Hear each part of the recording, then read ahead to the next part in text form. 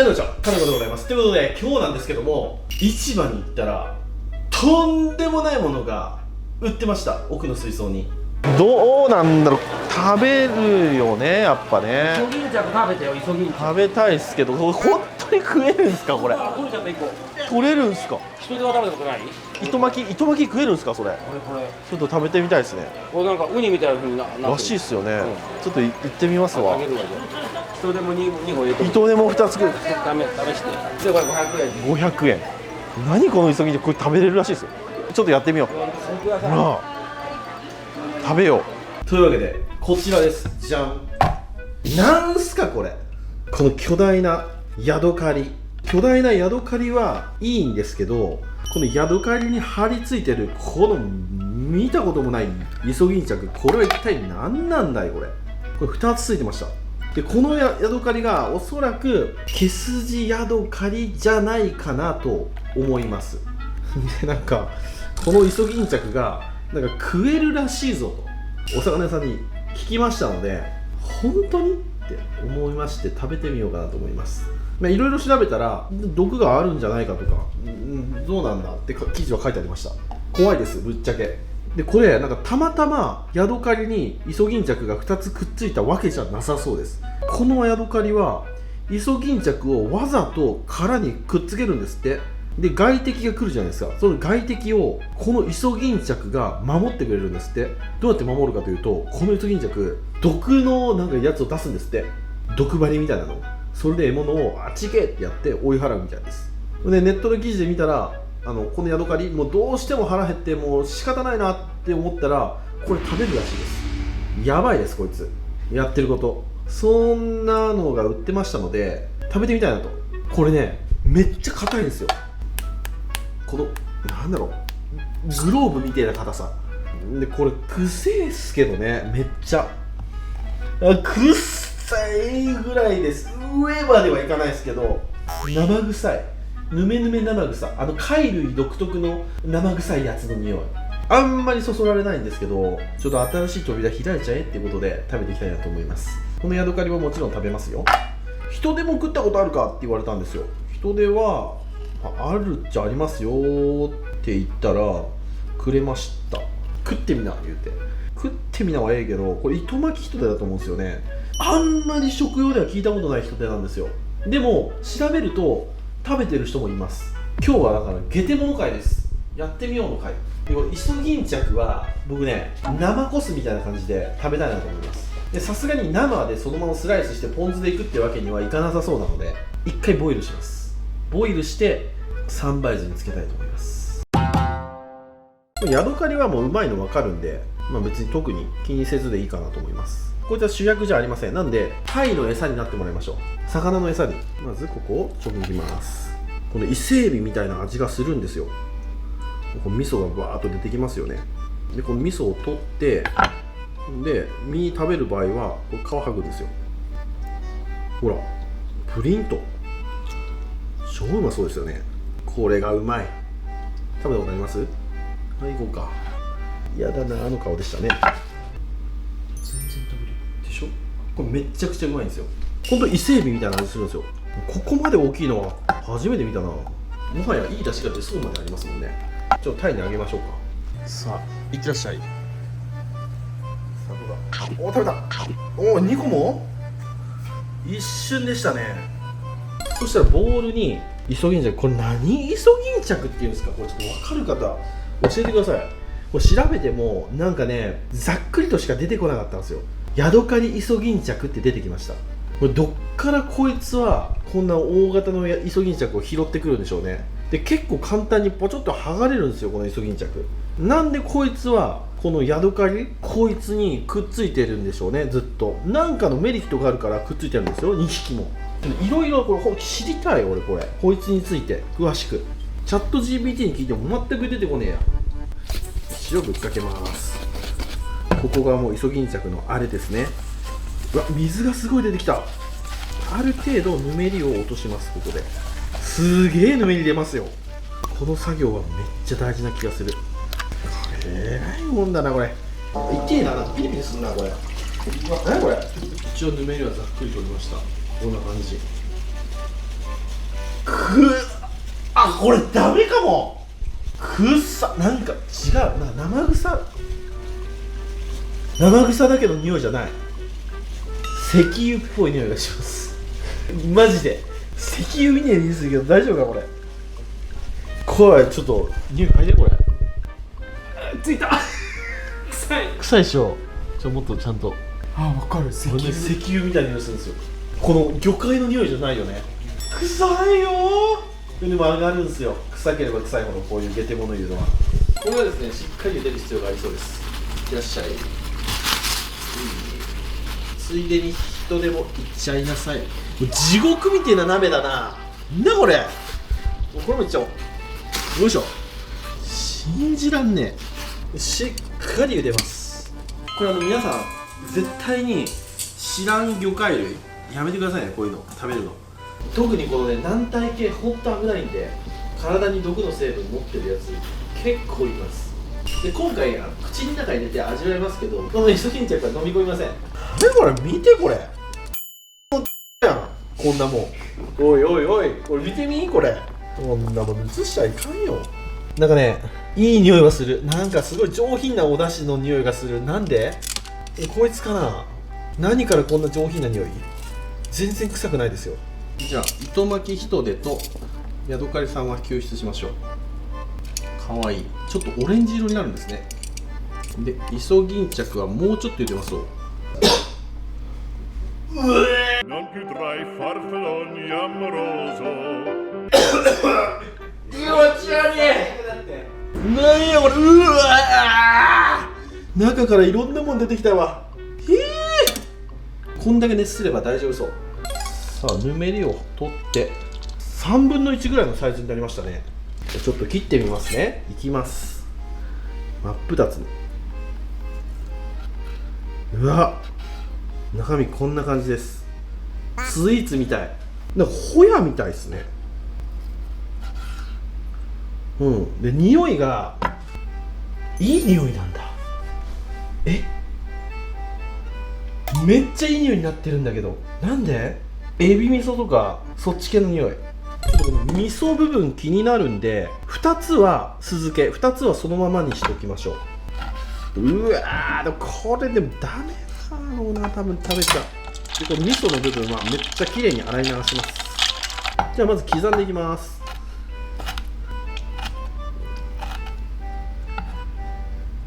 でもクラゲみてえだな。かすかに舌がピリつくかもしれない。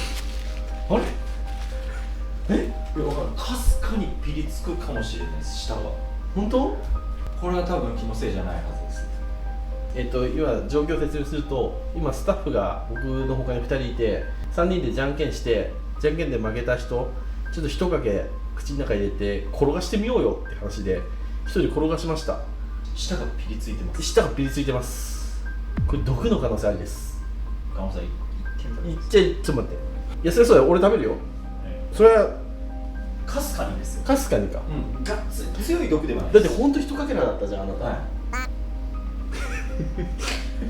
酢を入れます。で、砂糖は3本ちょっと入れます。ちゃんと料理にしていくんでね、3本入れて少しソルトで、これで1日漬け込みます。じゃあ1日後に行こう。はい、では1日経過しました。食べれそうな匂いになってる。そしたらこちらを盛り付けていく。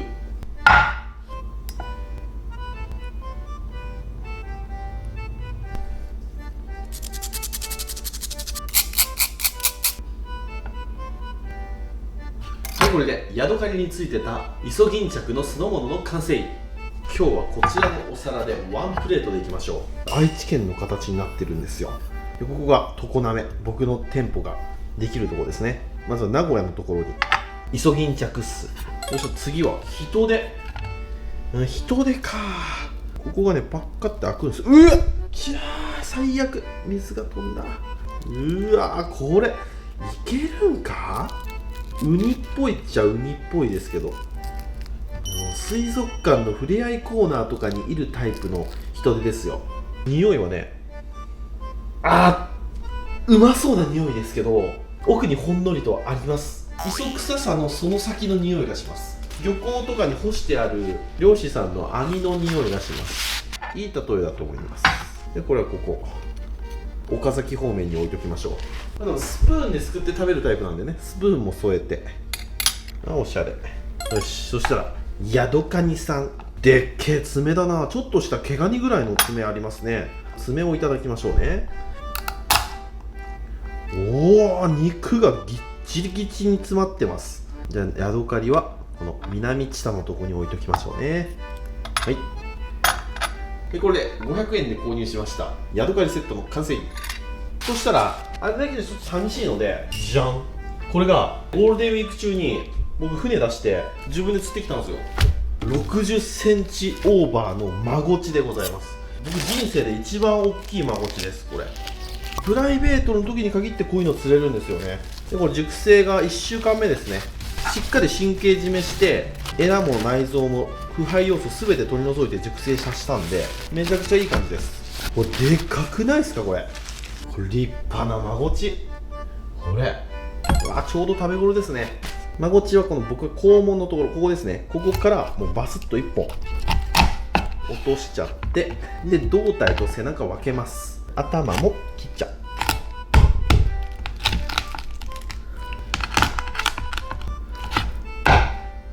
はい、胴体、頭、尻尾の3つに分けれました。頭はこれ出汁を取ってもいいですね。で胴体、ここは切り身にして僕は煮付けにするのが好きです。ちょっと骨が複雑に入ってるんで刺身も取れないことないんですけど、煮付けとかこう焼き物にした方がここは使いやすいので、カマこうやって外しちゃってもいいですしね。こういう形にして、ちょっと大きかったらさらに切り身にしてもいいと思います。こういう感じでこれも煮付けにします。僕はこっちの煮付けがうまいんですよ。伊勢湾ってマゴチめちゃくちゃいるんですよ。もうめっちゃ楽しいマゴチ釣り、また動画にしたいと思います。でも動画にすると60センチオーバーはなかなか釣れない。では下ろしていきます。まずは下に1本入れて、大名おろしでもいいですけどね。こっちの尻尾はね、大名おろしでも大丈夫。こんな感じ。失敗したくなかったらちゃんと上下入れて本おろし。よいしょ。もう身がねビッチビチで本当に食べ頃って感じ。温度はですね3度で寝かしました。でグリーンパーチでしっかり引いて2回引き直しましたね。いい身してますね。ご家庭の冷蔵庫だったらパーシャルのところで寝かすといいと思います。普通の冷蔵庫コーナーの10度ぐらいのとこだとちょっとね1週間は難しいんですよね。腐敗してきちゃうんですよ。もうちょっと温度が低い方がいいんですよね。でこれ2本3本こうやって骨が入ってますんで、これを抜いて、あとはこれ骨がない状態ですね。でこれ皮引きするんですけど、こんだけ丸みがあるんで難しいんですよ。成功するかな。この両サイドがねどうしても残りやすい。ほら残っちゃいましたね。ちょっとここちょっとだけ残ります。ちょっとだけ残ったらそこを剥いでいくと。はい、こんな感じで、これ確実なのは半分に割って引くのが確実かなと思います。でこのままいく場合は少し浮かし目で気持ちね、本当に気持ち、そうするとこれ成功しやすいですね。でもどうしてもこんだけでかいと皮が残っちゃうな。もうちょっとちっちゃい個体だったらねうまくいくんですけど。そしたらこっちの刺身を切っていきます。これを乱雑にこうやって切って薄くお皿にきれいに盛り付けてもいいんですけど、これでザーッと切って、でお皿にこう盛り付けて、でちょっと薬味散らして、でここにも少し柚子。こういう刺身も素敵ですよね。これをキンキンに冷やしてポン酢でいただくと。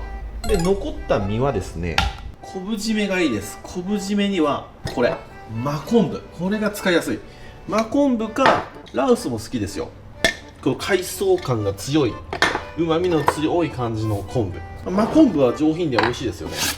真昆布は安定で、お酒を足してぬりぬりと、で軽くお塩ですね。そしたらここに身を置きます。そしたら挟みます。でラップをかけてこうして保存しておきます。結構厚みがあるんで、これはね1日ぐらいつけてもいいかなと思います。これは僕の晩酌ですね。というわけで実食いきましょう。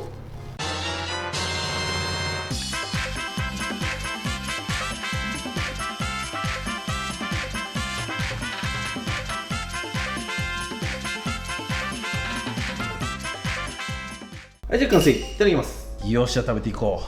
じゃあまずはこっちからいただきます。キンキンに冷やしてあります。ここにポン酢をたっぷりかけて、あえてわさびはつけずに青柚子とほじそ、そしてポン酢でいただきます。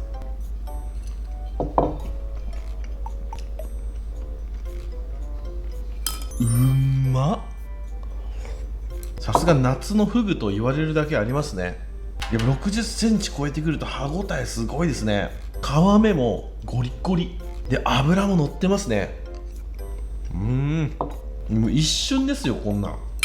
ダメだ、うますぎる。食べ過ぎちゃう。ちょっとこれはチェイサーで残しておきます。今日のメインはこっちなんで、まずは安牌のヤドカリいきましょう。すごいっすね、これ。ヤドカリって言われんかったら分からんっすよね。タラバガニとか毛ガニとかそっち系ですよね。いただきます。うまっ。タラバです、完全に。小型のタラバ。タラバガニもあれカニって言ってますけど、ヤドカリですもんね。これ分かんないです、これ。タラバガニって言われたらそのぐらいそっくりな味ですね。じゃ次、人でいきましょう。これね、ここを食べると思うんですよ。これを。すげえやだ。これね、これがカニ味噌ですよって話だったらいいですよ。人手でこの感じは嫌だな。でも人生経験。いただきます。くせ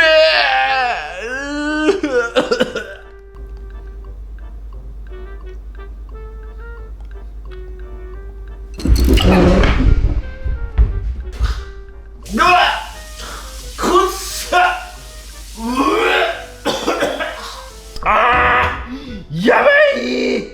くっさいし苦いのとちょっと甘いのが嫌なんですよ。ほんで奥に甘いのがいるんですよ。これ糸巻き人で食べちゃダメっすよ。これネットで調べたらだいぶ個体差はあるって書いてありましたけど、この個体は最悪だったかも。毒がありそうな味じゃなかったっすね。舌にのせた瞬間ピリピリっとはしませんでしたし、まあいけるんだろうなと思うんですけど、これうめえんだって言って食べる人はいない味ですね。風味とかじゃないんだ、くせえんだ。ホヤとかはまだ風味じゃないですか、臭みなんですよこいつは。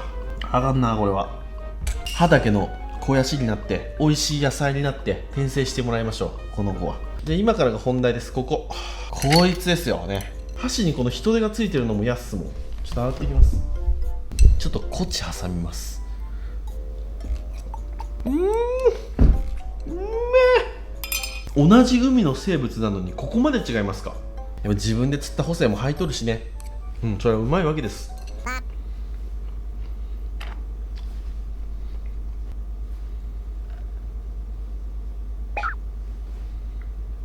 ヤドカリうま。何この飯。ヤドカリ、糸巻き人で名もないイソギンチャク。僕今日これ昼飯っすよ。12時なんで。ピリピリしたって言ってたからな。いただきます。風味がいい。柚子とポン酢の風味は最高。うわ、この皮と身の間のゼラチン質が気持ち悪い。なんじゃこれ。で味も食気もないですね。酢の味しかしない。うまみはないです。香りもない。ナマコみたいなああいう独特な香りはないですね。どっちかというとクラゲみたいな感じ。完全クラゲですね。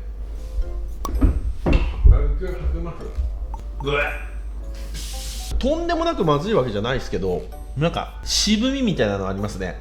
これちょっと説明しますと、ここあるじゃないですか。赤いところのこの皮と中間層から下、ここのラインですね。ここがすっごいコリコリしてます。クラゲみたいな食感でも、この中間のこのブリブリのところ、ここがねなんか液体なんですよね。人の体温で溶けるようなそんな素材、ゼラチンみたいな感じでめっちゃ気持ち悪いです。これはお酒のあてにはなりませんね。結論、イソギンチャクは食べられません。確かにイソギンチャクって流通に乗ってるイソギンチャクは有明海とかで取れるワケノシンノスってやつ、僕の動画でも1回動画にしたことあるんですけど、それぐらいしか流通に乗らないと思うんですよね。なんで多分食べれませんこれ。でも毒はなさそうです。ピリピリはしてないんで、もしかしたら茹でたてじゃなくて酢につけたことでなんかうまいことになったかもしれませんけど、毒はなさそうですね。今日はちょっとここで締めさせていただきます。糸巻き人手、これは、僕も何回か食べようと思ったんですよ。この人手はめっちゃ海にいるんで。でもなんかね、食べてる人もいないし、美味しいって話聞かなかったんで食べませんでしたけど、美味しくなかったです。これめっちゃまずいっす。この人手やばいです。でもこれも毒はなさそうでした。ピリピリはしないんで。生臭いのね、これもしかしたら茹でより焼きの方がいいかもしれないです。焼きにしてちょっとこう水分をパッと飛ばしてカリカリっとした方がまだいけるかもしれませんけど、まずいと思います。キヒトデはなんかホクホクしたなんか蒸しウニみたいな感じで美味しいんですけどね、こいつはちょっとダメですね。でヤドカリ、これめっちゃうまいです。タラバガニですね。とっても美味しいカニです。で懸念点がこれ一緒に湯がいちゃったこと、それがもったいないなって感じ。でもその変な味は映ってないんで食べれますけど、うまい。でもちょっと糸銀鮭の味が映ってた。はい、というわけで今日は市場で変わった魚が出てきたんで食べてみましたシリーズでございました。いや面白かった。500円ですからね。これ500円で売ってくださった魚屋さん本当にありがとうございます。ネットで見たら飼育用で同じような個体が1匹4800円とかで売られてました。お買い得に買えちゃいました。ただ美味しくありませんでしたね。というわけで今日ご視聴ありがとうございました。バイバイ。